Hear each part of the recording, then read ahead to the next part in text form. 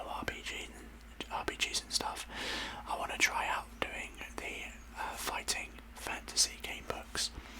So I've gone through like some of my RPG stuff, but I've never gone through the fighting fantasy books. And basically, although actually I think I talked about it once, but basically these books are, you play it kind of like a role-playing game. You have some stats and some stuff, as we're going to go through during the video, and then like you'll have situations where, like you see here it says like turn to page X, you know, depending on what you do. So you make decisions and then you turn to certain numbers. So like, I don't want to spoil too much, but like you might turn to 67 and then you go and read that and make decisions. So that's basically how these books work. They're quite old. I used to love playing them before I even knew what D&D was. I used to like these. So I guess that says it all. We're going to begin with what I think was the first one, which is the Warlock of Firetop Mountain. I actually have a D&D conversion of this module, or like a module of this game book, which is pretty cool. And basically, the whole premise of this is that you are a hero of some kind, and you're going to go delve into the dungeon of Firetop Mountain to try and defeat the sorcerer there and gain his riches. So, along with playing this, we've got some strawberry extra. I'm going to pop some of these in, and what we'll do is we'll make the character a little bit. Got some 2 6-sided die, and then we'll begin the actual adventure and go through.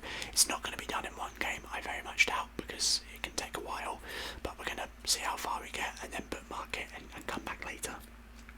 So without further ado, let's just delve straight into it. Enough beating around the bush. Let's get a couple of pieces of extra strawberry. Alright, so let's begin. Move some stuff out of the way. So, The Warlock of Firetop Mountain by Steve Jackson and Ian Livingstone, who I met at one of the things. I don't know what I'm trying to say here. Here's some of the other books. This is the original. I actually have each of these, but some of them unfortunately are missing. I had like the first 10 in a box set. So it's going to tell us a little bit about the game, what we can do. I probably should adjust the exposure here a little bit. So with that, we can move through.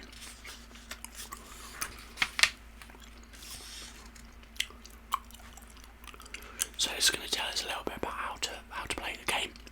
First and foremost, we have 3 skills, or 3 like abilities: skill, stamina, and luck. Skill is like stuff with like attacking with a weapon. Stamina is basically your health, and luck is a special score that we can do some stuff with. So we're going to roll out these stats. I'll go over stuff as it happens in the game, but basically most of this is like rolling for us, rolling for the enemies. Now you'll see on some of the pages there are a couple of dice at the bottom. That's if you don't have 2-sided dice, so you can flip the pages and take a random number, which is not a bad idea, but a good thing to have just in case. But anyway,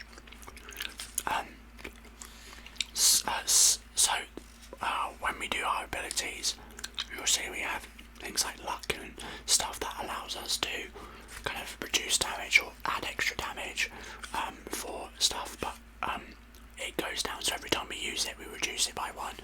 So in this game, there's like one way through, like one true way to beat the game, and I doubt we're going to hit it on the first time. It's been a long time since I've played this. Anyway, let's just get straight into it, because as interesting as it is to learn how it works, you're here for the sounds as well. So let's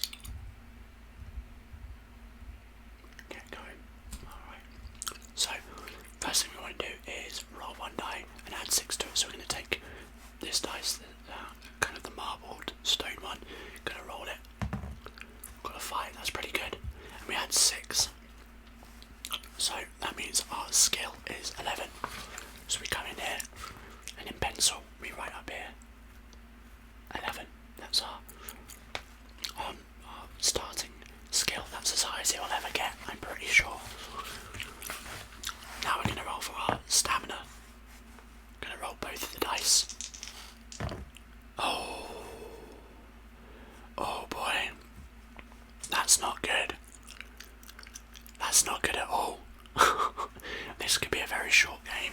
So we take that 2, add it to 12, 24. That is the lowest health we could possibly have rolled. I wonder if there's a thing if you get double ones, does it let you re-roll? We're not going to do it though, because that would feel like cheating. So we're not a very bit of a glass cannon character. Wait, no, not 24, 14. Oh my gosh, 24 would have been much higher. Would have been the opposite. 14. And finally, our luck. How lucky are we going to be? Very lucky. Not apparently for our rolls though. So that is 12. So 11 skill, 14 stamina, and 12 luck. Now you'll see that I've already written some stuff down here. I did this just to keep the game going a little bit quicker. So we've got some equipment, which is our sword, leather armour, some provisions, a lantern, and at the beginning we get to pick one potion from these 3 to keep on our person. A skill potion restores your skill points, strength restores stamina, and fortune restores luck and adds to your initial luck as well. Wow. Each potion can be used twice.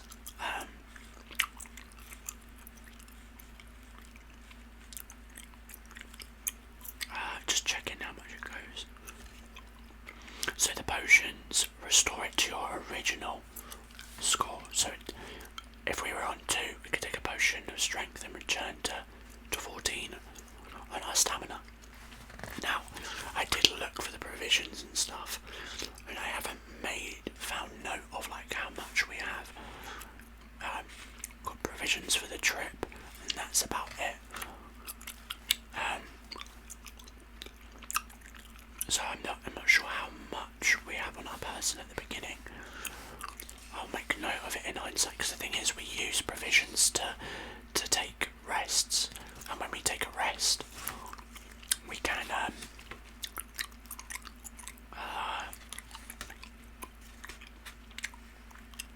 there we go.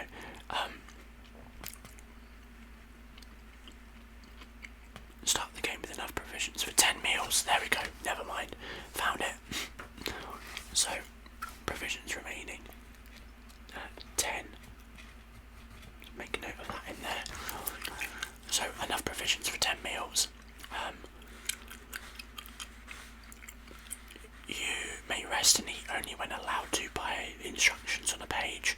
You can only eat 1 meal at a time, and you add 4 points to your stamina and deduct 1 from your provisions. There we go. So that's basically the sheet made up. These are some of the gold and stuff that we might pick up on the way. I don't think we start with any gold. Let's just have a quick check. And then we'll be able to begin the adventure.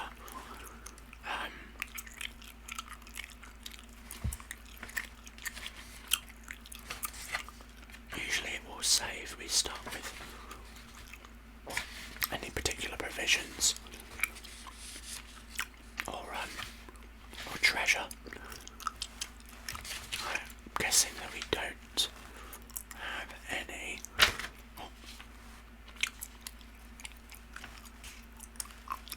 Alright, so in this game it encourages you to make a map.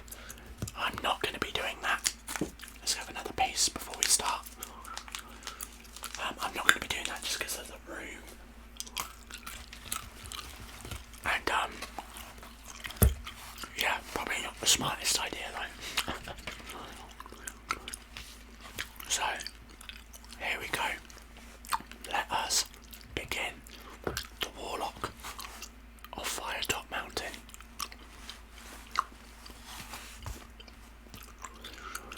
Only the foolhardy adventurer would embark on such a perilous quest without first finding out as much as possible about the mountain and its treasures.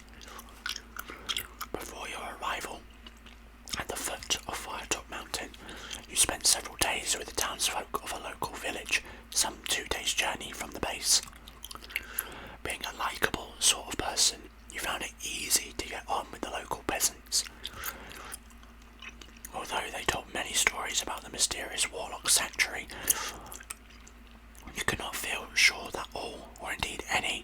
these were based on fact. The villagers had seen many adventurers pass through on their way to the mountain, but few ever returned. The journey ahead was extremely dangerous, that you knew for certain. Of those who returned to the village, none contemplated going back to Firetop Mountain. There seemed to be some truth in the rumour that the Warlock's treasure was stored in a magnificent chest with 2 locks, and the keys to these locks were guarded by various creatures within the dungeons. The Warlock himself was a sorcerer of great power. Some described him as old, others as young.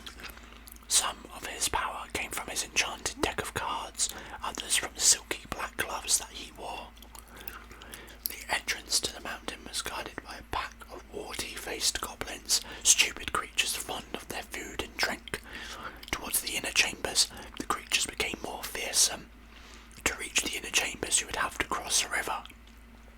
The ferry service was regular, but the ferryman enjoyed a good barter, so you should save a gold piece for the trip. The locals encouraged you to keep a good map of your wanderings, from without a map, you would end up hopelessly lost within the mountain. When it finally came to your day of leaving, the whole village turned out to wish you a safe journey. Tears came to the eyes of many of the women, young and old alike. You couldn't help wondering whether or not they were tears of sorrow shed by eyes which would never see you alive again. Now turn over.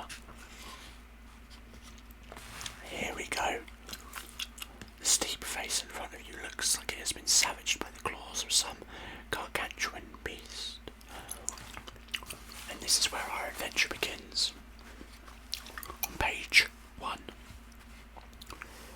As your last 2-day hike... At last, your 2-day hike is over. You unsheath your sword, lay it on the ground, and sigh with relief as you lower yourself down to the mossy rocks to sit for a moment's rest. You stretch, rub your eyes, and finally look up at Firetop Mountain. The very mountain itself looks menacing. The steep face in front of you looks to have been savaged by the claws of some gargantuan beast. Sharp rocky crags jut out at unnatural angles. At the top of the mountain you can see the eerie red colouring, probably some strange vegetation which has given the mountain its name. Perhaps no one will ever know exactly what grows up there, as climbing the peak must surely be impossible. Your quest lies ahead of you. Across the clearing is the dark cave entrance. You pick up your sword, get to your feet and consider what dangers may lie ahead of you, but with determination you thrust the sword home into its scabbard and approach the cave. You peer into the gloom to see dark, slimy walls with pools of water on the stone floor in front of you.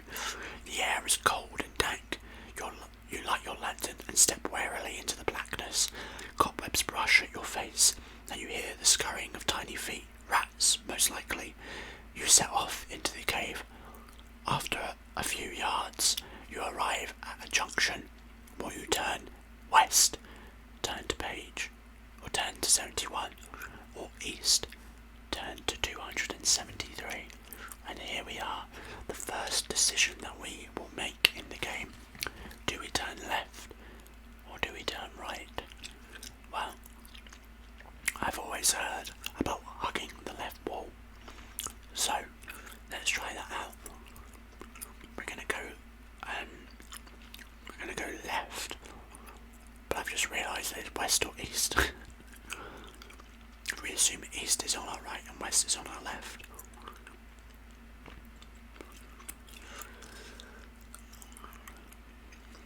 Let's go west. Let's go to 71. And there we go. No scum save in this game. This is what we're coming up upon. There is a right-hand turn to the north in the passage. Cautiously you approach a sentry post on the corner, and as you look in you can see a strange goblin-like creature in leather armour asleep at his post. You can try to tiptoe past him. Test your luck. If you are lucky, he does not wake up and remains snoring loudly. So we could test our luck. Or we could just fail, I guess.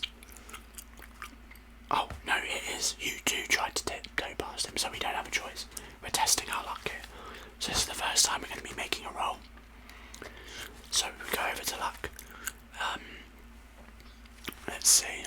There we go. So we're being told to test our luck, as it says on the left-hand page. As you will discover, using luck is a risky business. What we do is we roll 2 dice. The number, if the number is equal to or less than our current luck score, we have been lucky. If it's higher, then we've been unlucky. Each time you test your luck, you must subtract 1 point from your luck score. So, we're going to roll 2 dice. Now we can't possibly fail this, honestly, because we would roll 12. So actually, I'm not even going to bother rolling. No, let's do it for the sake of it. Okay, a 9. Well, we are lucky. So let's reduce this on here. Put an 11 here. So we now know our luck is now 11. So we are lucky. If he does not wake up and remains snoring loudly, turn to 301. Well, we are lucky. So let's turn to 301 then.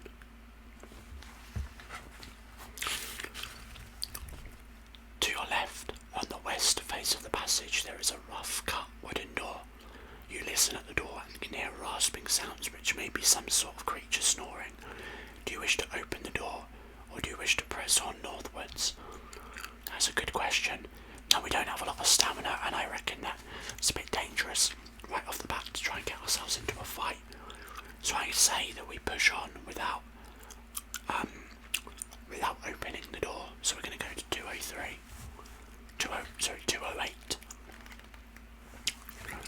Maybe that was the wrong decision. Further up the passage, the west wall, along the west wall, you see another door. You listen at it but hear nothing. Do you want to try opening the door, or continue? Now is the time for a risk. Do we want to open the door or not? I'm going to say let's open it. Let's be risky. We didn't come here to hide. 397.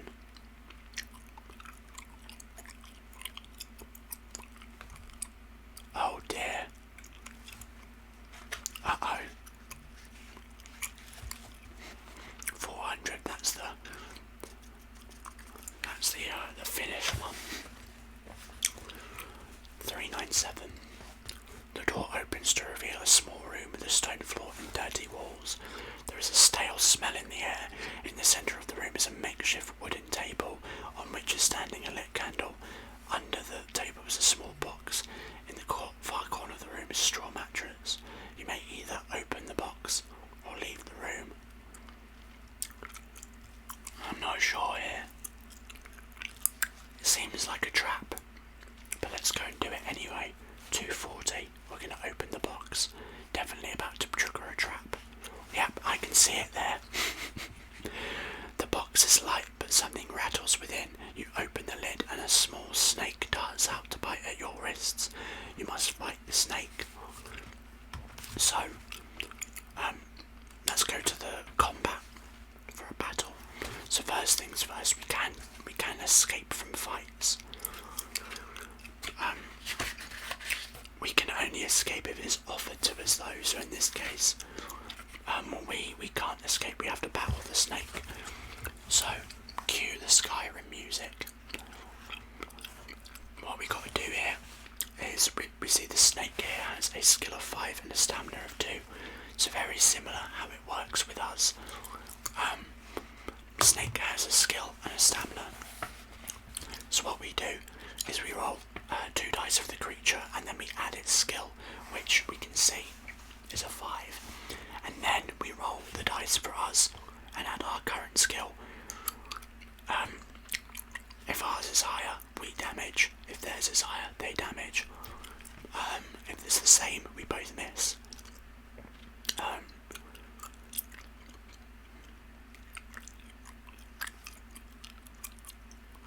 So each time we damage them, we do 2 points of damage to stamina. So let's roll the dice for the snake first and add 5.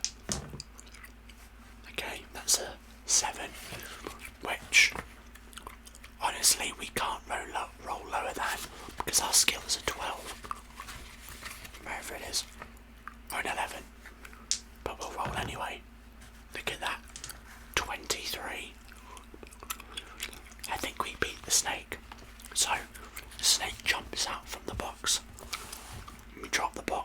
crush it with the sword. So the snake is now defeated. We don't really need to make any markings here. If we kill the snake, we turn to 1, 4, 5. Look at that, there's the snake. 1, 4, 5. Oh, that was a terrifying sight. I love when you're flicking through the book, you get to suddenly see some things that are coming up. It's like horrible foreshadowing. 1, 4, 5. The box has fallen to the ground during your fight with the snake, and out has fallen a bronze-coloured key with the number 99 carved into it. You must take this key with you. Note it on your, or you may take this key with you. Note it on your equipment list. You leave the room. Add 1 luck point. So we regain our luck. Back to 12. This is not going too bad. So it is a bronze key. 99. I'm going to put this at the bottom of our list. Bronze. Can't see this. Bronze key. 99. There we go.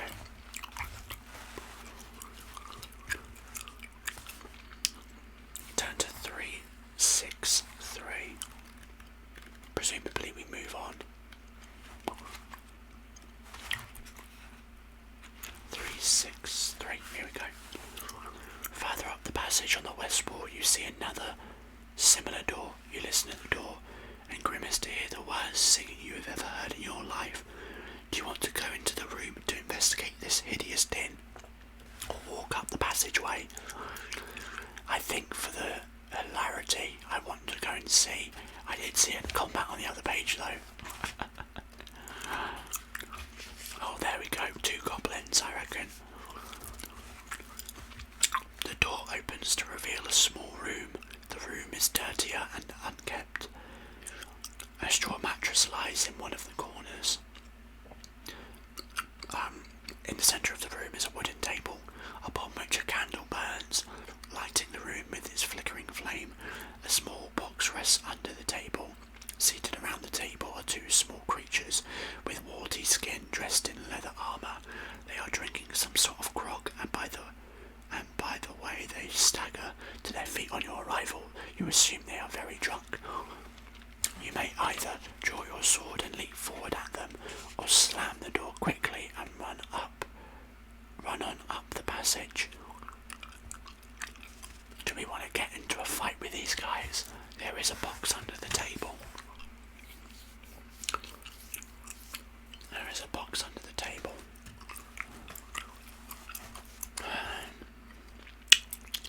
Let's go for it. 116. We've got a good combat. 116. 116. There we go. Oh, they're orc. The 2 drunken orcs now. You now face are obviously startled at your entrance, and as quickly as they are able, they fumble around for their weapons. You must attack 1 on each turn. Their drunkenness allows you to add 1 point to your dice roll when rolling to work out attack strength during the end of each round. You must attack each 1 in turn. Each 1 in turn. Oh, I guess like first orc, second orc. Yeah, that makes sense, I guess. So, as a reminder, our skill is 11. If we wanted to, we could spend our luck on our damage if we wanted, but we'll see. So this is for the orc.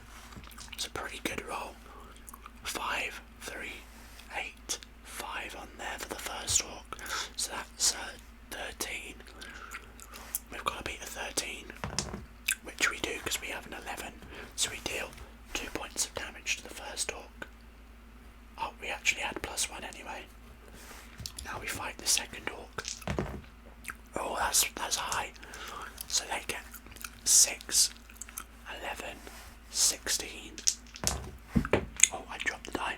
It was a 6, but I'm going to re-roll it. So it's an 8, +9, 20. So we beat the second orc as well. Get him down to 3. Back to the first orc. 7, 12. We beat the second orc. The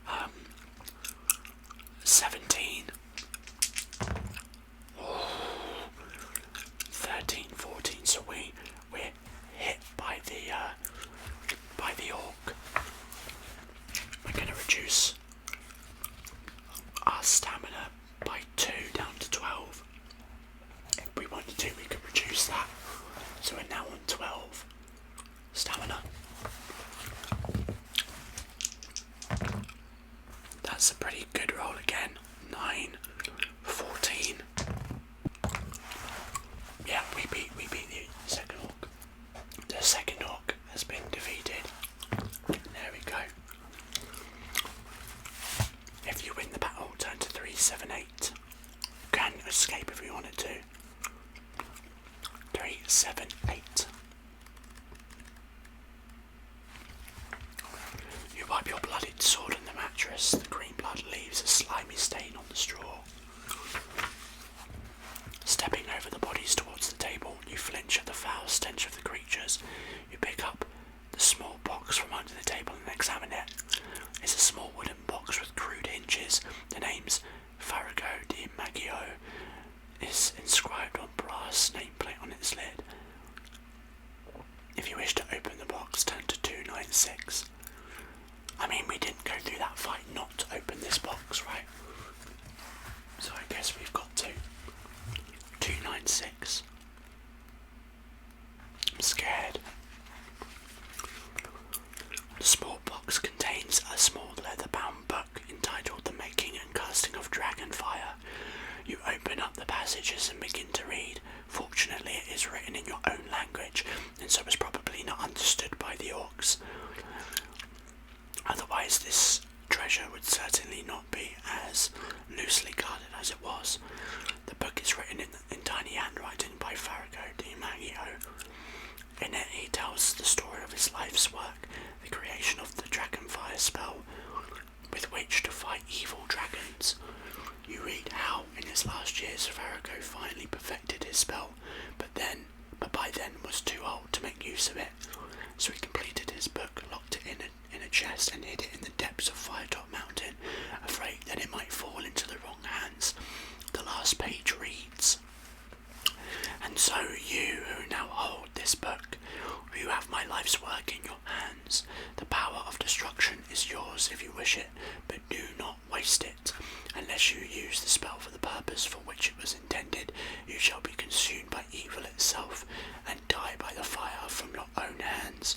Remember, only when the dragon breathes his fire at you should you raise your arms and say, Akil Erif, Akam Erif, Erif Erif, Di Maggio." You say these words slowly and softly. Suddenly the pages seem to glow, and as this glow disappears, so too do the words on the pages of the book. You repeat the spell to yourself to memorize it and leave the room. So, I'm going to make note that we got the Dragonfire spell on page 296.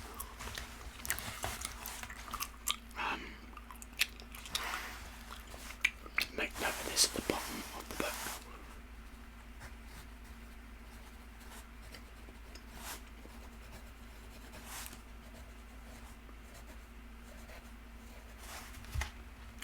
Because otherwise, this is going to be over the course of some videos, so I don't know if I'll remember it.